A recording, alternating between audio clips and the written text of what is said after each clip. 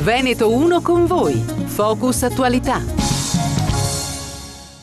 Veneto 1 con voi, ben ritrovati sui 97.500, ma ben ritrovati anche per chi ci sta seguendo attraverso i nostri canali social e i nostri canali video. Oggi lo vedete anche dal titolo, parliamo di governo, di finanziaria, di sardine, che sono un po' una delle novità politiche, tra virgolette, di questi giorni, e lo facciamo con l'onorevole Dimitri Coin, parlamentare della Lega. Grazie Coin per essere qui con noi. Grazie a voi per l'invito e un saluto a tutti i radioascoltatori. Allora, entreremo tra poco nei temi caldi del Veneto, parleremo di autonomia, parleremo di altre cose venete, ma prima affronterei con lei le notizie, insomma, di queste ore, di questi giorni, a cominciare dal vertice di maggioranza alla quale non siete più partecipanti, sul cosiddetto MEF, il meccanismo europeo di stabilità, ovvero il sì dell'Italia, del governo Conte, alla revisione del fondo salva stati. Salvini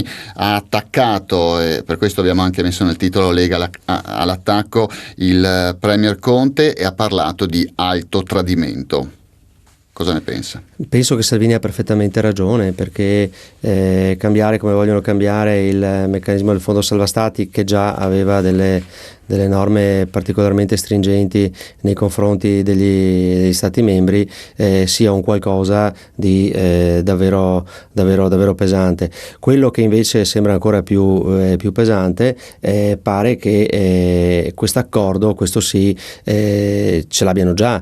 In buona sostanza, Presidente del Consiglio, quando ha partecipato ai vari consessi internazionali in Europa dove si trattava di questo fondo, parrebbe che non avesse espresso nessun tipo di posizione da parte dell'Italia e quindi abbia subito quelle che erano le decisioni di altri. Un esempio su tutti, le banche in difficoltà per poter avere di nuovo aiuti per essere salvati, dovrebbero aver esperito tutti quei tentativi per salvarsi da sole, e quindi aver posto in atto ad esempio anche il bail-in, e quindi addio a tutti i fondi dei risparmiatori.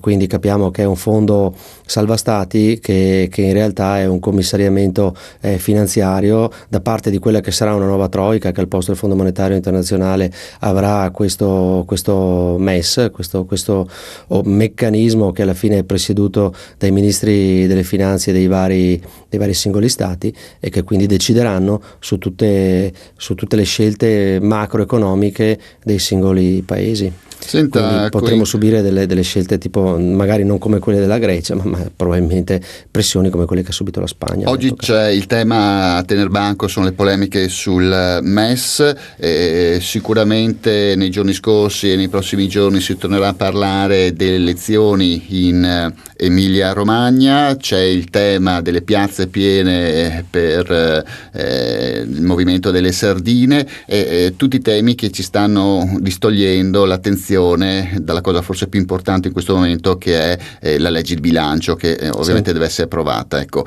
una raffica di emendamenti, quindi trascorrerete insomma le notti cercando di far approvare qualche modifica, ma è tutta da buttare via questa manovra?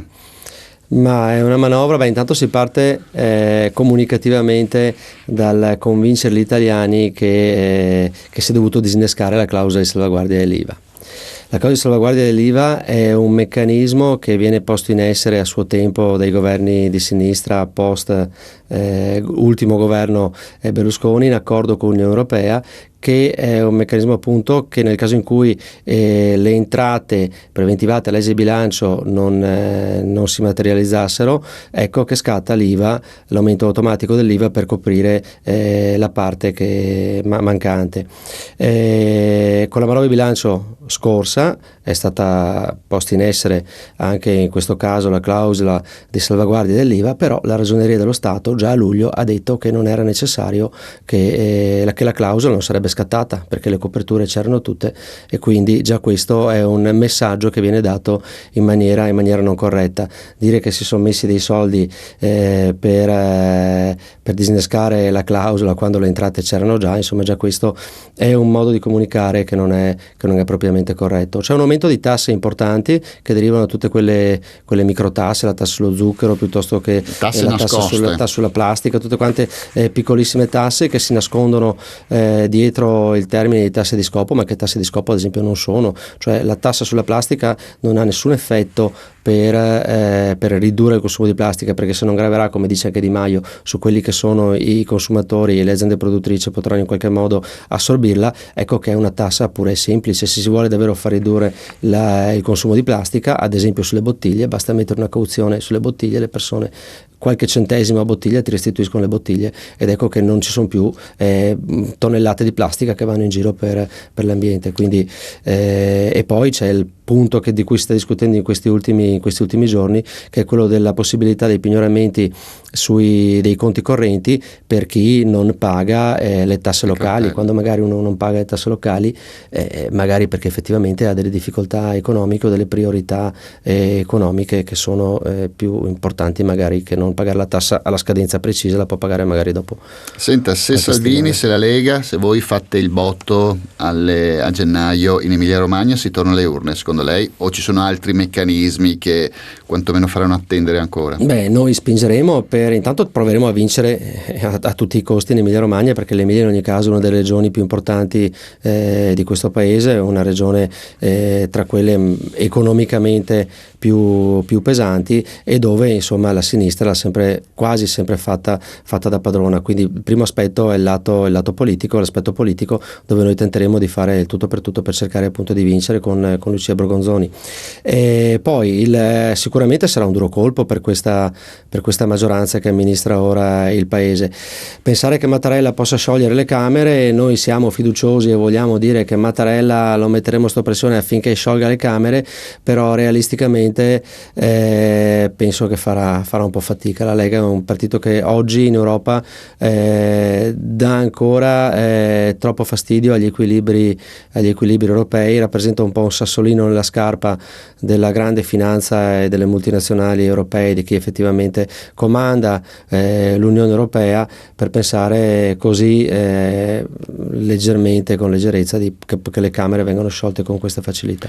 Senta, la presenza in corsa anche del Movimento 5 Stelle, no, che ha deciso con Rousseau di correre nonostante il leader politico Di Maio non volesse prendersi una pausa, avvantaggia quale degli schieramenti?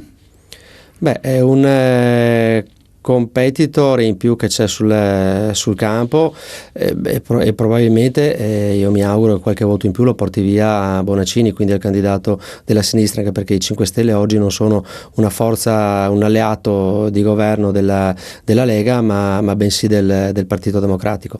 Quindi io mi auguro che qualche voto riescano a portarlo via loro, in maniera da poter giocarci questa partita in maniera più convinta e con maggiori possibilità di vittoria. Poi è anche vero che le decisioni di questa piattaforma si delegano per entrare in casa degli altri a un numero ridottissimo di persone, quelle che sono delle decisioni che un partito politico insomma dovrebbe prendere in maniera autonoma. Pensare che la Democrazia Cristiana all'epoca non si candidasse, perché loro escono come partito di maggioranza alle elezioni passate, hanno preso il 34% dei voti un anno e mezzo fa. Pensare che un partito col 34% dei voti non si candidi a corse come le regionali è un po' un paradosso, sembra un po' il nascondersi e non mettere in evidenza quello che può essere una parità di consenso importante anche in Emilia Romagna. Hanno fatto questa scelta, per fortuna, vediamo come va, vediamo quali saranno i numeri che porteranno a casa, e paradossalmente Di Maio è il capo del partito, quindi si dice che mediaticamente ne esce sconfitto. Paradossalmente ne esce sconfitto, ma è quella sconfitta che magari può fargli dire anche: avete visto che avevo ragione, perché lui era tra quelli che l'accordo col PD non lo voleva. Senta, parliamo di regionali. il giorno in cui Zaia vinse, era il 2015, per la seconda volta, sì, in conferenza stampa alla vostra sede c'era anche lei.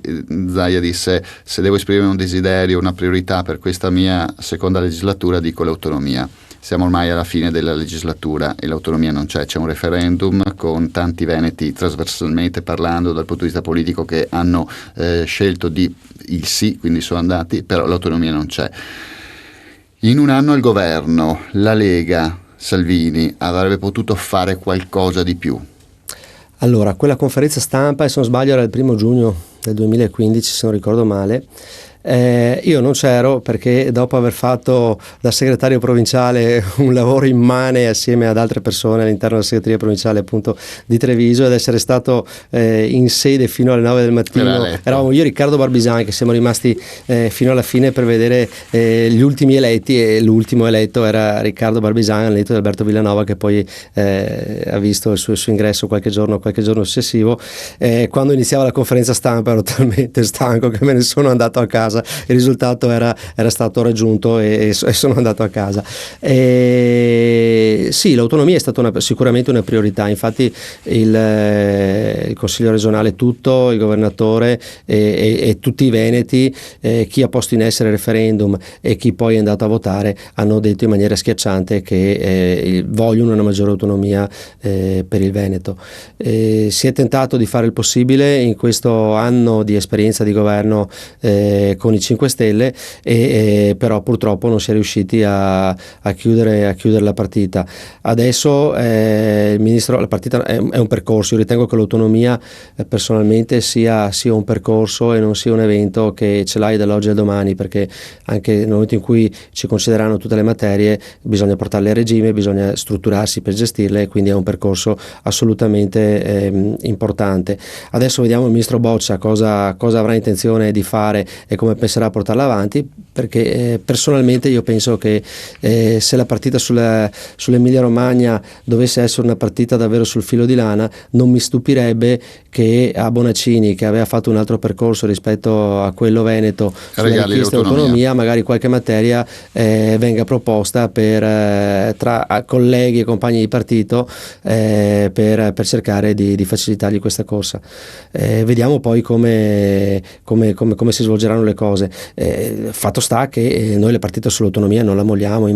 Siamo 32 parlamentari veneti che siamo a Roma, e siamo stati in attesa che questo provvedimento venisse portato in aula dopo i vari passaggi che dovevano essere fatti tra regione e governo e il ministro Stefani con gli altri ministri, però il pacchetto non è mai arrivato, si è tutto arenato prima, è caduto il governo e vediamo ora come andrà avanti. È anche vero che da poco prima delle elezioni europee tutto il percorso si era incagliato. Con le elezioni europee poi si è definitivamente fermato, per quanto si era esaurita la spinta anche in quel senso col governo giallo-verde. Senta, la Lega Veneta, la Liga, sì, la Lega Trevigiana non ha nascosto qualche mal di pancia, qualche malumore dopo la scelta di staccare di Salvini fatta lo scorso agosto. Si è ricompattata la base, una domanda alla quale capisco che lei abbia anche delle difficoltà a rispondere, no, però assolutamente, è inutile negare che qualche mal di pancia ci sia stato, no, per questa decisione di una Lega salviniana, milanese. La base, i rumors, quali sono? Beh, all'epoca quando Salvini ha deciso di staccare fra virgolette la spina, ha preso un po' tutti un po' in contropiede. A posteriori dico che la scelta è stata assolutamente quella giusta.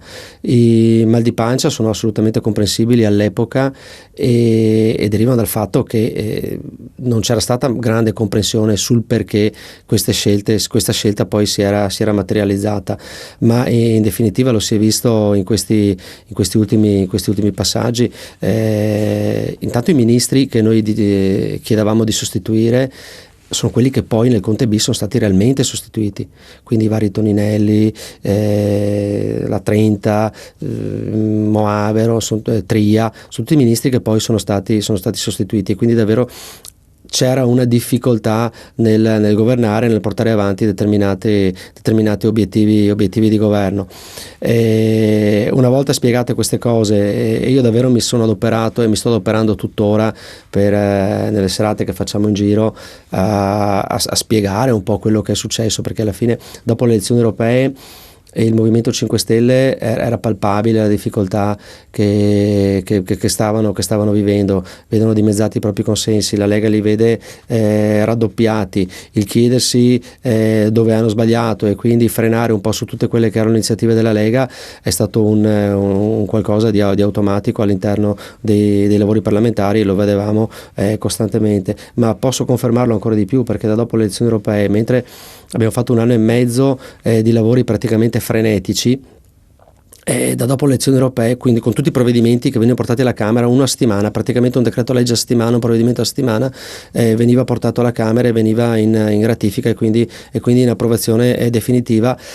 Credo si contino su una mano in questi 5 mesi i provvedimenti che poi sono stati portati in aula da questo nuovo governo, quindi davvero le difficoltà ci sono, le difficoltà le hanno ancora, perché prima eravamo in 2, Lega e Movimento 5 Stelle, a discutere su tante tematiche che erano in programma, ora sono addirittura in 4, perché anche Matteo Renzi alla fine ha costituito il suo partito e molto abilmente ha portato via una parte dei propri parlamentari che li ha messi dentro costituendo un gruppo parlamentare proprio e per tenere in scacco il governo, e altri poi li ha lasciati dentro al Partito Democratico, così tiene sotto pressione Zingaretti. Quindi è stata politicamente una mossa assolutamente abile la sua, però dal punto di vista operativo noi che siamo ci ritiriamo una forza politica assolutamente operativa, perché i parlamentari che sono lì a Roma hanno praticamente tutti esperienza amministrativa territoriale. E quindi la vivacità nel fare le cose la sentiamo con forza, e non si va in quella direzione con questo governo. Torniamo a parlare di regionali. Un mese fa al Palazzo Aux di Padova c'erano 1500 persone, i cosiddetti la galassia, insomma, dei partiti in qualche modo venetisti, che sono uniti in chiave regionali del 2020 in un unico partito, il Partito dei Veneti. Ecco, voi sicuramente sono persone che lei conosce benissimo, con le quali probabilmente ha condiviso anche una parte di esperienza politica qualche anno fa, e la preoccupa questa presenza in chiave della possibilità di drenare un po' di voti, di togliere un po' di voti al Carroccio, oppure siete già sicuri che Zaia, come dire, è un uomo solo senza alcun problema a rivincere? Tra questi ho anche molti amici, perché insomma alla fine quando gestisci, avendo fatto il segretario, come dicevo prima, della Lega Nord per 4 anni, con molte di queste persone ho avuto anche un rapporto di collaborazione, di confronto politico, di tentare di venirsi incontro su quelli che erano dei punti di vista magari diversi, ma con obiettivi che alla fine potevano anche essere simili. Luca Zaia in questo momento non credo abbia grandi difficoltà nel venire rieletto come governatore il prossimo anno. Quelle che sono da vedere sono le alleanze, sono le composizioni, le liste. Io dico ben vengano tutti quanti quei partiti e quelle organizzazioni che alla fine sono rappresentanza territoriale, perché alla politica servono tutti. Noi non possiamo pensare come partito politico di essere l'unica organizzazione presente sul territorio. Servono tutti, serve il confronto. Noi siamo convinti che la nostra proposta e la nostra esperienza e la qualità anche degli uomini che vengono messi in campo sia quella che dà una maggior fiducia ai veneti. L'abbiamo dimostrato anche nel corso di questi ultimi 20 anni. Siamo cresciuti, abbiamo costruito una classe dirigente, politica e amministrativa assolutamente importante, e quindi penso che le prossime regionali, insomma, la partita sia abbastanza vada per la strada giusta, ecco. Le faccio un'ultima domanda. In questi giorni a riempire le piazze con il sole e con la pioggia ci sono le sardine, no? Il movimento delle sardine, una protesta apertamente nata contro Salvini, contro il populismo. Lei fortunatamente non è attivissimo sui social, quindi deve ancora postare gattini che mangiano le sardine o cose di questo tipo, ma come giudica questa protesta che, a detta degli organizzatori, è spontanea e lontana dai partiti? Beh, la prima riflessione che ho fatto e che mi ha fatto anche un po' sorridere, che visto che è stata riportata mi sembra che in questi giorni da qualche giornale, è che forse è la prima volta che si vede che si scende in piazza contro l'opposizione, perché oggi la Lega è opposizione al governo e quindi sono manifestazioni di piazza contro l'opposizione. Già questo è abbastanza singolare. Sono manifestazioni che sono assolutamente legittime. Quello che non è legittimo è che gli organizzatori, che magari che sono molto più attivi di me sicuramente sui social, alla fine vadano a postare speranze di morte per gli avversari politici o cose del genere. Quindi si candidino, facciano il loro partito, si candidino, prendano i voti o sostengano apertamente chi chiedono di sostenere, e poi insomma i cittadini poi sceglieranno chi ritengono più meritevole per rappresentarli. Il tempo nostro. Prego, se posso un'ultima riflessione la farei su Venezia, su quello che è accaduto nei giorni scorsi a Venezia, quell'acqua alta un po' anomala, diciamo, perché sì, tra l'altro scusi se la interrompo, ma è proprio notizia di queste ore che Zaia ha chiesto lo stato di calamità come emergenza nazionale in tutta la regione. È già stato riconosciuto il caso Venezia e lo ha richiesto anche in tutta la regione, dalle spiagge del litorale veneziano fino ai boschi e alle montagne del Bellunese. Una prima stima dei danni però aumentano di decine di milioni di euro giorno dopo giorno e di 150 milioni di euro, oltre a tutto quello che è successo a Venezia. Prego. No, il governatore ha fatto benissimo a chiedere lo stato di calamità naturale per tutto, o lo stato di emergenza, non so cosa abbia chiesto, per tutta la regione, perché si cita Venezia, perché Venezia è un simbolo riconosciuto chiaramente in tutto il mondo. Alla Camera è stata approvata una mozione unitaria su Venezia, dove anche nel mio intervento ho sottolineato la necessità, tra le altre, oltre ad avere degli interventi mirati di risarcimento, gli interventi immediati, anche la necessità mai come ora di istituire una zona economica speciale per Venezia, quindi una ZES, un'area con fiscalità diversa per tutta l'area di Venezia, che faccia riferimento appunto all'area portuale di Venezia, ma che arrivi fino a Rovigo, perché questa è l'area che è già stata individuata e sulla quale la Lega sta lavorando. È un po' paradossale che quando si è arrivati a questa mozione unitaria i giornali magari scrivessero che alla fine tutti la volevano, tutti i partiti l'hanno voluta, dimostra il fatto che l'hanno votata, quando in realtà nelle mozioni che sono state presentate singolarmente l'unico partito che l'ha presentato è stato la Lega, e quando si è andati in trattative, e io ero presente alle trattative, per farla digerire a qualche movimento politico, siamo stati costretti semplicemente a ricattarli. Volete la mozione unitaria? Inserite la ZES per Venezia, perché sennò altrimenti la mozione unitaria non ce l'avrete, perché Venezia ha necessità di riqualificarsi, di ripopolarsi, di riportare investimenti anche nella zona di Porto Marghera, che deve essere riconvertita, e una ZES è il modo migliore per incentivare anche investimenti di privati. Ci sono artigianati secolari come il vetro artistico di Murano, che hanno necessità, dove le vetrerie, che sono realtà energivore importanti, hanno delle grossissime difficoltà imprenditoriali, e quindi per stare in piedi dal punto di vista economico, e questo patrimonio che è culturale, che è di fabbricati, storico, incredibile, architettonico, va assolutamente salvaguardato. E un'area come quella di Venezia questa attenzione secondo noi la merita tutta. Il tempo a nostra disposizione è terminato. Grazie a Dimitri Coin per essere rimasto con noi, grazie a voi, grazie a chi ci ha ascoltato sui 97.500 e chi ci ha visto invece attraverso i nostri canali social e video. Arrivederci, alla prossima. Veneto 1 con voi. Focus Attualità.